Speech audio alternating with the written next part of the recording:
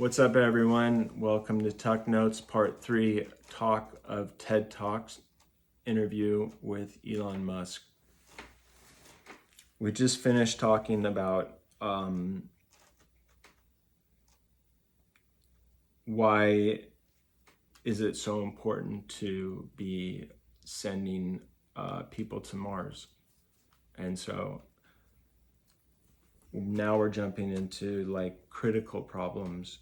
So critical threshold, if the ship, these are problems that could happen. If the ship from Earth stops for any reason, does Mars City die out? People talk about the great filters. That's it, the great filters. Things like the Fermi paradox. One of the greatest filters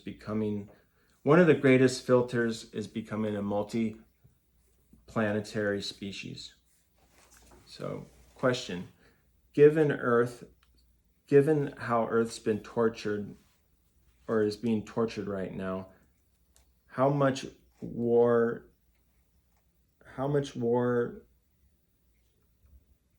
is there in the world? Shouldn't there be like a discussion with people about like how to figure out like the political side of Mars? Shouldn't there someone be trying to lead to figure out what the people of Mars City is? Should there be a discussion on what it is going to be like, laws, statutes, limitations, talks about some new rules for our civilization? And so those were the questions posed to Elon. His response is, now the answer's up to the people of Mars to figure out that one, to decide what they want and how they want to rethink society. That's huge. How they want to rethink society. Certainly there will be risks, but hopefully there will not be too much fighting going on. Hopefully they will be enlightened. That would be cool. Elon recommendations on how to make Earth a better place again, and what he has as an idea is an advocate on direct democracy. I'm gonna have to read this. Not a representative democracy. Laws that are short enough for people to understand, and harder to create laws than to get rid of laws. Now there's a telescope that just came out, and it's called the James Webb Telescope. It took them 2 years to make it, and they're going to put that and use it on Starship to look at other planets.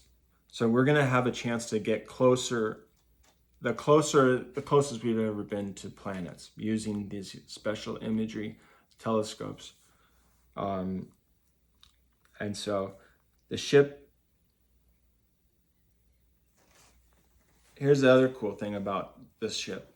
The ship can go in space. And if you know a little bit about space, there's no gravity, right? So you just kind of fly to the next atmosphere. That's all you do. You don't really have to use any energy. Maybe a little energy, but that's a huge savings on cost, is the fact that space costs nothing to get places, pretty much. Now, other explorations. Now check this out. Drop a submarine on Mars into the ice layers of Mars down to its core to see what's down there. Now, Mars is like Earth, it's like this, but in its core, it's all water. There's just tons of water inside Mars. And he will make a submarine, and they will dig, the robots will dig a hole down deep into, the boring company will dig a hole deep down into the core of Mars, and we'll have a submarine that will go down there and see what's going on. Robotic one, most likely. And that is pretty dope. Mars, basically, Mars, 33% of Earth's atmosphere. Mars is 33% of Earth's atmosphere. There was a talk about synergy, and you know, if people were to go to Mars, you know, and be able to still be able to connect with their loved ones on Earth, and how to do that. And so that's something just to be thinking about. Robots doing dangerous work, creating tasks in order to build Mars. Boring Company plus Tesla. The idea, this is an idea from the interviewer, but you know, maybe create a city that needs 500,000 people and 500,000 robots to operate the scope of the subdwelling spaces that are needed. Basically, he's talking about what I just said. It's just another math problem that came into the video. So the Boring Company plus Tesla, if you were to, like, this is what he said, he's like, not Elon, but the interviewer, if you had a Boring Company and Tesla company and you put them together, you could offer to create a city, you know, like we'll create a 3D network of tunnels populated by robotaxis that offer fast, low-cost transport to anyone. Solar cities, you know, underground ways to travel, maybe do more difficult than others, like Mumbai. That's a difficult city to get underneath, but you can do it. With Starship, by 2028, city to city transport on Earth, the fastest place to go from A to Z is a rocket, but it has to land properly offshore, because why? It makes a lot of noise. It's very loud. So neurolink synergy between loved ones from Mars to Earth. I talked about that a little bit. Now, here's some stats, numbers, employees. Check it out. Tesla has 110,000 employees. SpaceX has 12,000 employees. The Boring Company and Neuralink together have under 200 people. Next question. Is there a way to combine all of your companies together? Which is kind of a cool idea. And basically, the answer is no. And it's not easy to combine them together for a lot of different reasons, which I won't get into. But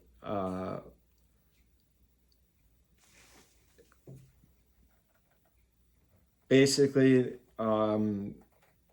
traditions, especially for SpaceX, Elon would not like for he asks would you like SpaceX to go public? And he said, you know, basically no, but maybe in the future it would be cool to have shareholders. These are ways in which you can raise capital to fund what's going on Mars to help the Earth. So basically, that's one way. But making making it into a multi-planetary is outside the norm of traditional Wall Street analysts. So like a lot of people aren't going to go along with what Elon's saying, and so they're not going to help him out with cash wise. But there are other people that might. And now interviewer says, given that Tesla's so powerful, so big, throw off some cash, tell the public that X billion of dollars a year is to be devoted to the Mars mission. That would be an idea. Would you like to make it public, open for investors access to own SpaceX, ownership of SpaceX? And then, the problem is the overhead of the establishment. I'm just doing this really bad right now. The overhead of the establishment of a poly company is high. You're being consistently sued, and it takes up a lot of your time. So no, it most likely won't happen. But it's a good idea. Another idea, Elon's in the boring link, SpaceX two meetings a year. So basically, this is how Elon spends his time. Elon, goes to Neurolink or Boring Link company board. He's not even on the board of Neurolink or the Boring company. Investors are curious how your time is split up to accomplish all of these goals. I am too. I don't know how the hell he's doing it. Reportedly, Elon, you're to be the richest man. And he said, well, that's not a sovereignty. So that was a good comment back. Kings of other countries are more wealthy than Elon. That's what he said too. Elon's net worth is $300 billion, which rises and falls several billion dollars a day. How do you sit with that? Like, I have a hard time losing maybe $100 or just living with $100 down. How do you do that with $100 billion down? And he says it's hard. Every hour, good hour or minute has such a big effect to the company. Tesla getting to the point, maybe later this year, where every high quality minute of thinking is $1 million to Tesla.